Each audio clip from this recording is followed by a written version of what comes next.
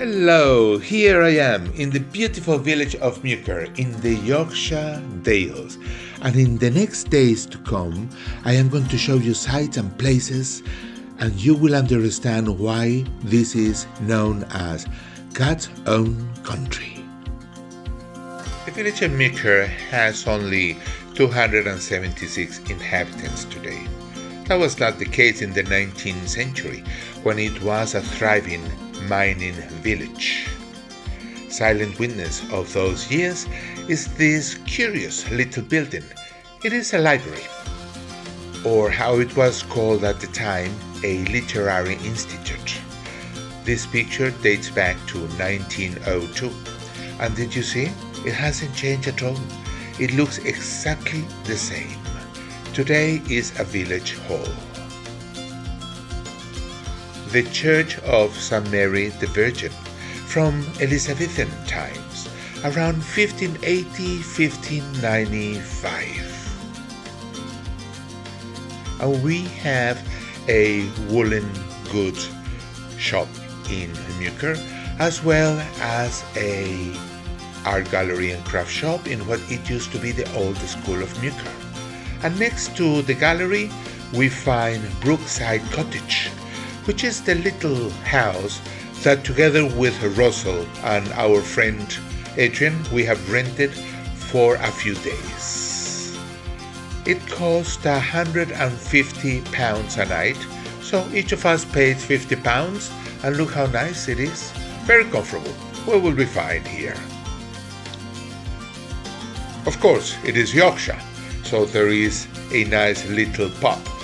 Unfortunately, because it is still COVID-19 times, we are not allowed to enter into the premises. It's a pity, because look how nice and cozy and warm it is. Instead of that, we have to have our dinner outside. And today is pretty chilly. No, it's not very pleasant. We have to eat outside because those are the rules. And we were having red wine, and it was getting very, very cold, like if it was coming out of the freezer. So guess what? We got a bucket of warm water, and we're putting the wine in the warm water. So the opposite of you usually do. Does it work? It works, yeah. Perfectly. Oh well, coping with COVID-19. And here is our food. Pork belly for me. Lots of chips. Naturally, lots of chips. Adrian steak and ale pie, swimming in gravy. I don't know if we like that.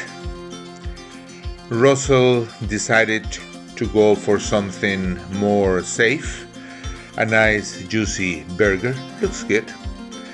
Well, it is regular pub grub, so let's enjoy it. It is what it is. Another day and another town. This is Ripon, North Yorkshire. This is the market square, and there has been a market here since the beginning of the 12th century. And look at that beautiful obelisk. It's been there since 1703, when the then mayor of the city, John Isleby, gave it as gift to all the citizens of Ripon. The market is still going strong here. Every Thursday they clear the cars, they set up all the market stands, and they sell all kinds of goods. Among them, beautiful products made with pork meat, like the ones that they sell in Appletons. The reason why we came to Ripon today.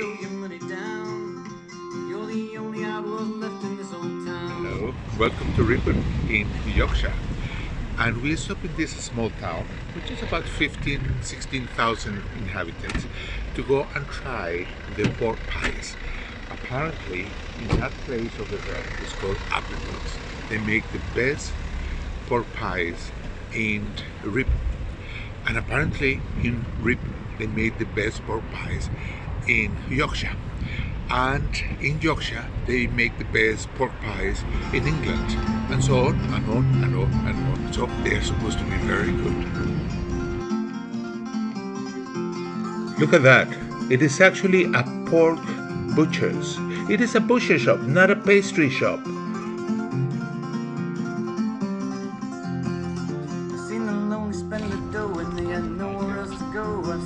Wow, that looks quite good, huh?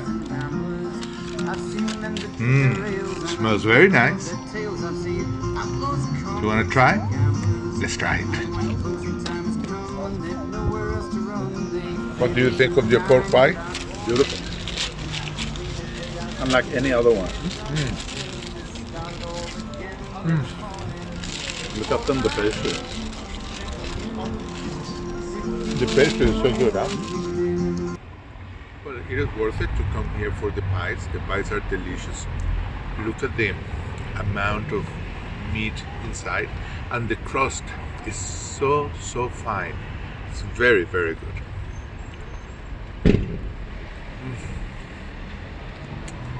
Delicious. Now we are in Grassington, and it is the quintessential Yorkshire Dale village.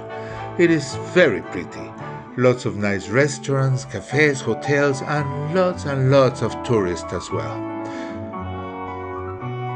There is also a famous pub here, the Devonshire Arms, that it is now also known as the Drover's Arms, which was the pub in that famous British series, All Creatures, Great and Small, and they are filming a new series. And Grassington is the location. It is very nice, but really, even in COVID times, very busy. So let's take this little street. Let's see where it takes us. Maybe we will find where the locals live. And indeed, look at all these gardens, the nice houses, peace and quiet. Look at this other garden. Oh, that is beautiful. Blue hyacinth. It's so peaceful here.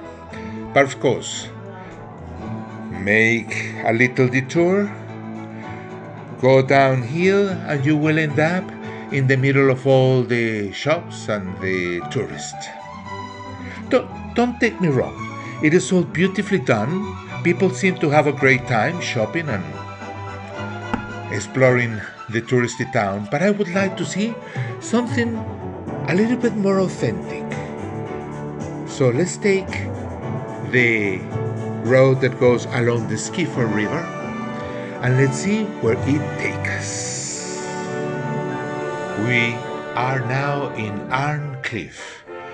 It is a very cute little village of only 76 inhabitants, living in 18 houses, with a church that looks very much closed, but a pub that looks very much open. And that is wonderful, because I haven't seen such a busy pub in the last 4 months. And here we are in the Falcon. Pubs have been closed since mid-December, and it is now May. So imagine how wonderful this pint is going to, well, half a pint is going to taste. It looks good. To your health.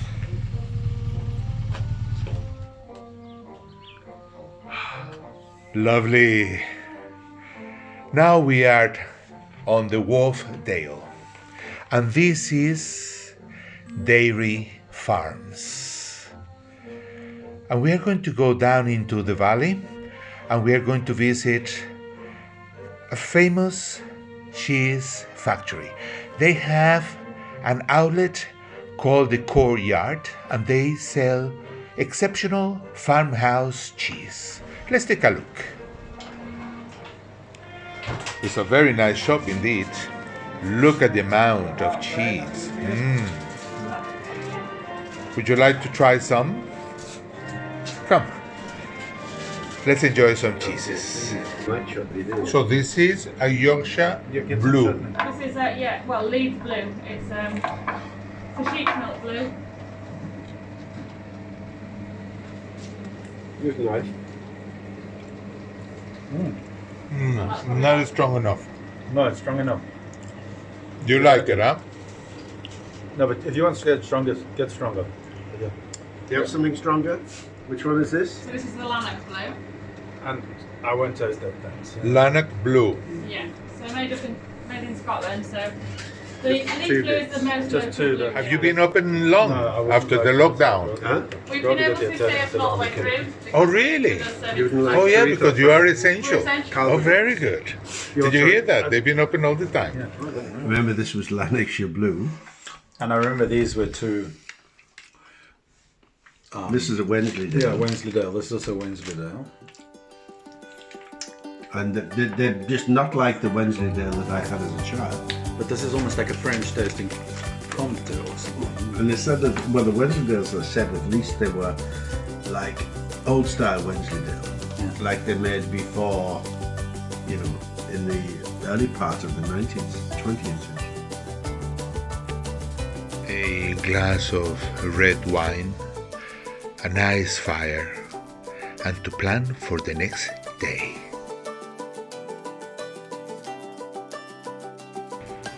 Welcome to Hebden Bridge, one of those industrial towns of the north of England. They used to have mills and also mines in here.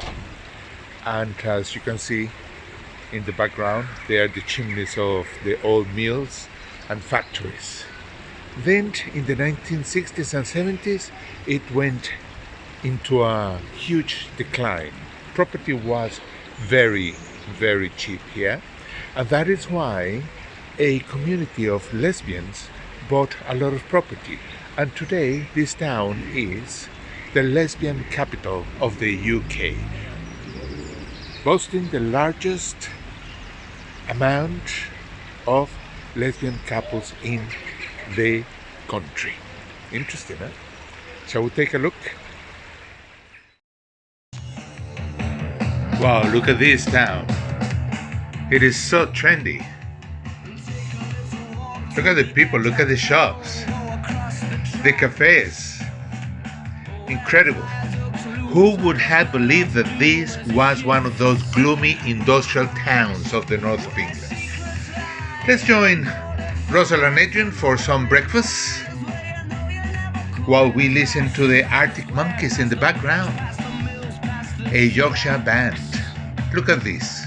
Eggs, bacon, organic rucola, and instead of butter, they use homemade hummus. That's an interesting take on the British breakfast. Altogether looks very good.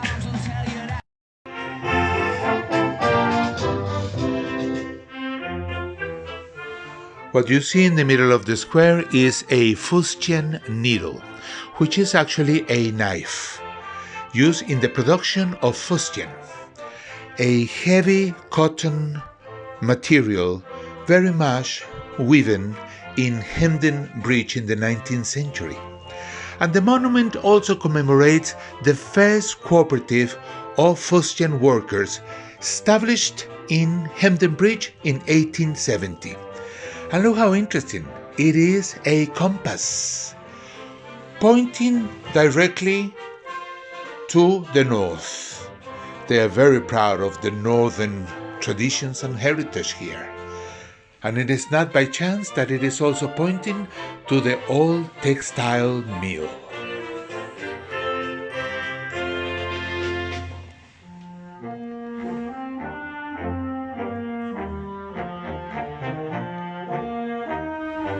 Today is Saturday and they have a market, but it is a craft market, it's not a food market. So, shall we take a look? And I was raised here in the north, just south of the Yorkshire moors, a little town out by the coast. And when I'm feeling down, I take a drive out to the east. Something picks me up when I just stare out at the sea. When I hit the road, I miss the scenery right here in God's own country.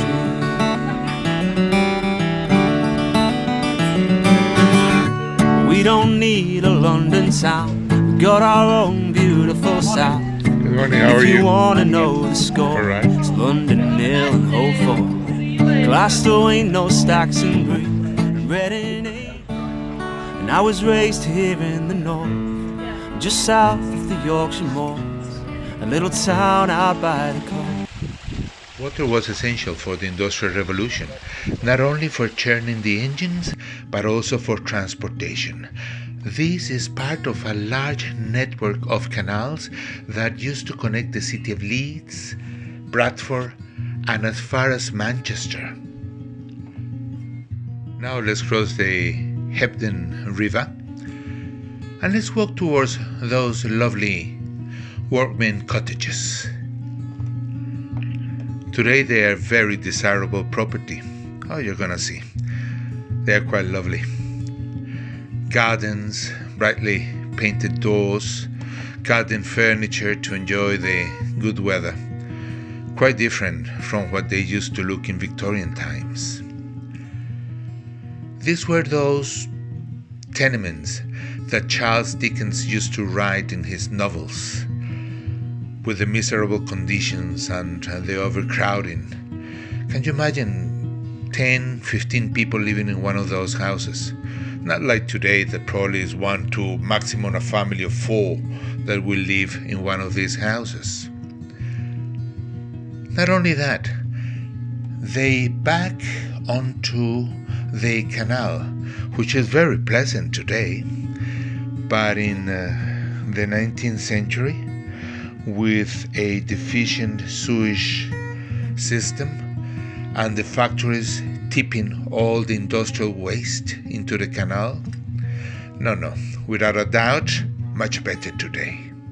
Welcome to Harrogate, the most beautiful of the towns in Yorkshire. It is full of gardens, lovely architecture, and it is a spa town. Those are the Harrogate baths, inside decorated like a Turkish hammam, but we cannot visit them because of the COVID restrictions. Also close to the public is Betty's Cafe and Tea Rooms, which is a very famous place where you go to have the most decadent afternoon tea. But we shouldn't complain, because the shop is open and we can buy the cakes and pastries that they are so famous for. Like the fondant fancies, which are these little cakes decorated by hand, and many other delicious items that we are going to try in this improvised tea room that we have set up with some picnic tables and chairs in this beautiful park in the middle of Harrogate. Would you like to join us and taste the dirty rascals? They are like in between a rock cake and a scone, and inside chocolate paste, and the fondant fancies inside butter cream and raspberry jam. And we are staying in a very interesting hotel. It is a hotel that was built in the very last years of the 19th century, and actually it opened in 1900s. Because Queen Victoria died in the 1900s, so we say that it is a Victorian hotel, but it is quite unusual. I believe the entrance of the hotel today is by the back, because look at all the exposed pipes. Let's go inside. Reception is a little bit of a letdown. It is not as grand as the exterior will make you believe. Still, all those big corridors and high ceilings. It's quite nice. Let's go to the bar. But tell me something. The main entrance of the hotel was actually this way, right? When it was designed at the beginning. That was actually the back of the hotel. You wouldn't know. You do know. Originally, the horse and cart Yes. used to come up the back here. Exactly. That was the main entrance. If you see this photo here, Yes. you can see it gives you the original plans. Yep. Here. So it shows you the original plans here. There you go. Okay. So that is Yeah. actually the front of the Yeah. hotel. That was the back. You see. Then, indeed, the front of the hotel today was the goods entrance before. And where the terrace and the gardens of the hotel are today is where the people used to arrive with their posh horse carriages. And I also can see that the hotel originally was called the Premier Hotel. How interesting. And we are going to be having dinner in that corner. I will show you in a minute. And here it is, the back of the hotel that used to be the front. Now is where we have the gardens and the back restaurants. It is still a very beautiful area, but it is all upside down. Everything changed. And here is where Russell and Adrian are waiting for me for our dinner. We have a very humble dinner. It's because of the coronavirus, they don't offer a full menu. Apparently the virus feasts on a full menu, so we have to eat this very mediocre food. But anyway, it's a lovely view, and it is actually quite an interesting hotel.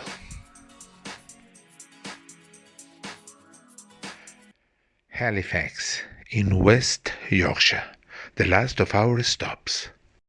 Hi, hello, here I am in the middle of the Peace Hall in the center of Halifax. And look at this wonderful place. Since the end of the 18th century, merchants and producers of wool met here to discuss about the quality and fix the price of the wool. It is quite a unique building, and it is the only one of its kind that is still remains. The name Peace Hall comes from an ancient unit of measurement for material. A piece of cloth was 30 yards long. That is the reason why we have this name. By the way, did you know that in the 1970s the council wanted to pull it down and they lost for one single vote? Yes, one single vote. Unbelievable. And today it is still a shopping mall. Let's go and see one of the shops. I like this shop very much. It's quite unusual, quite unique.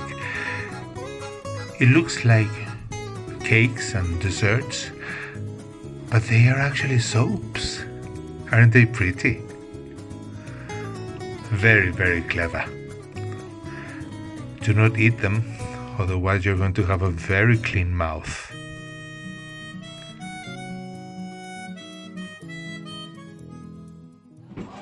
So those are the founders of the shop. The owners, yeah. Ah, and they are from here, from Yorkshire. Yeah, it's down. David, go down there. It's all the big picture down there. Estos son los propietarios.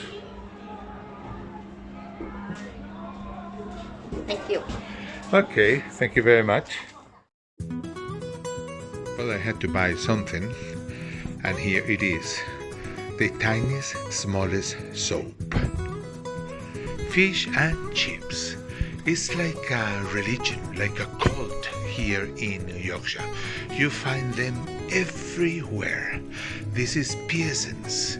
It is quite a well-known fish and chip shop in the center of Halifax.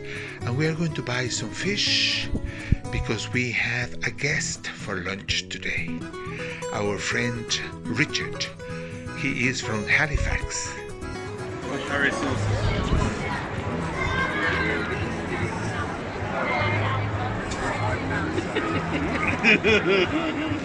Show it to me nicely, Russell.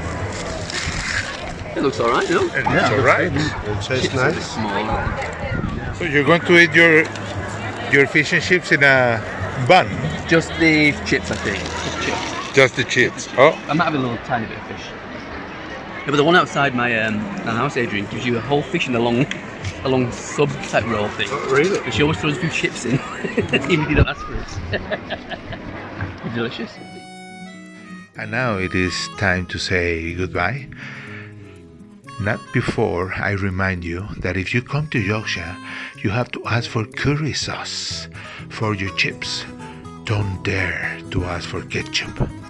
And also to remind you to subscribe so you can come back to my YouTube channel and see the next videos where we are going to take you to walk in the Yorkshire Dales, the wonders of nature. Hugs and kisses from Victor in Victor's Food and Travel.